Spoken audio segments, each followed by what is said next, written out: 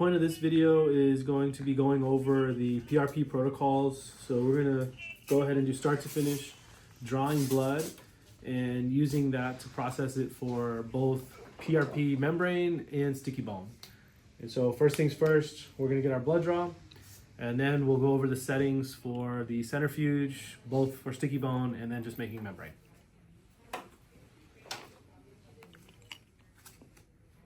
We're gonna start with the tourniquet. I'll put that on tight, pretty tight. It's better to have it too tight than too loose.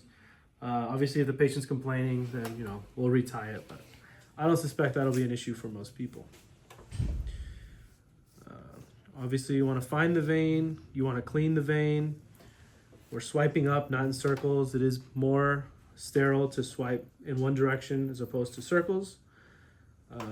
Once you got your vein, you got it clean, we're ready for the butterfly needle.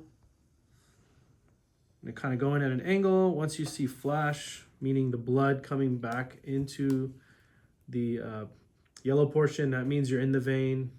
You'll connect your tube, and that's a vacuum tube, meaning it'll actually suck the blood into the tube. And we'll show you typically how much blood we like to get into each vial, kind of what's a good amount. So once we stop it, we'll pull it out and kind of show you guys.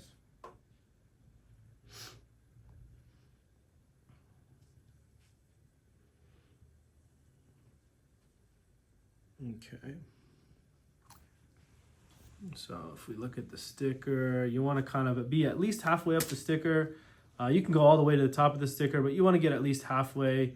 Any less than that, you're probably not going to get good membrane, not going to get good plasma. All right, so now the next step is we're going to be putting the vial into the centrifuge, and there's going to be two different settings that we're going to use. This first setting we're going to use is to make sticky bone. So the sticky bone protocol is we're going to run it at 3,600 RPM for 3 minutes. And if we were to make PRP, PRF membrane, it would be the same 3,600, but we would double the time to 6 minutes. And so we're going to go ahead and get that started, and then we'll show you what it looks like in just a little bit.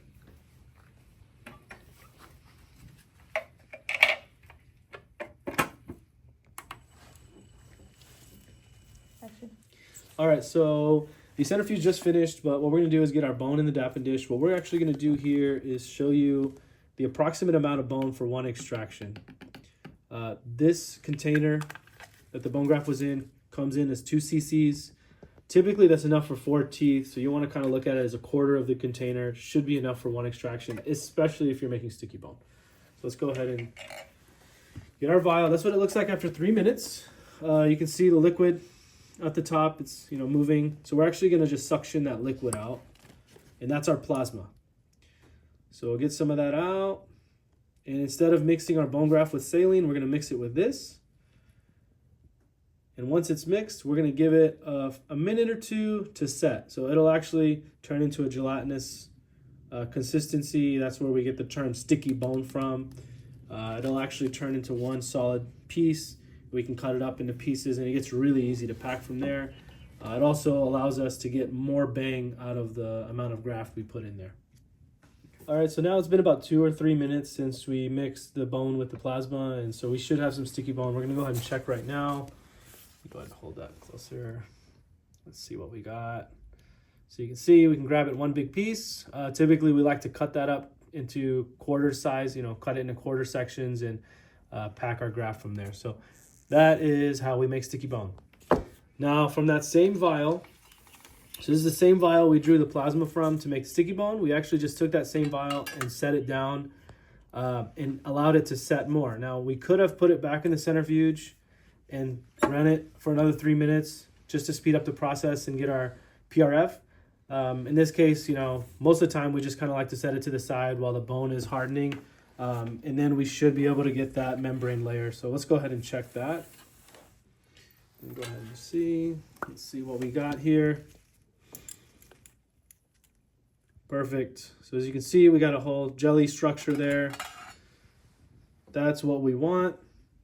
This is the PRP box. We're going to put that right on that layer of the box. We're going to put this over it and then put the lid over that. And then once we wait about 1 minute, this will actually flatten it to the perfect size for us to use for as a membrane.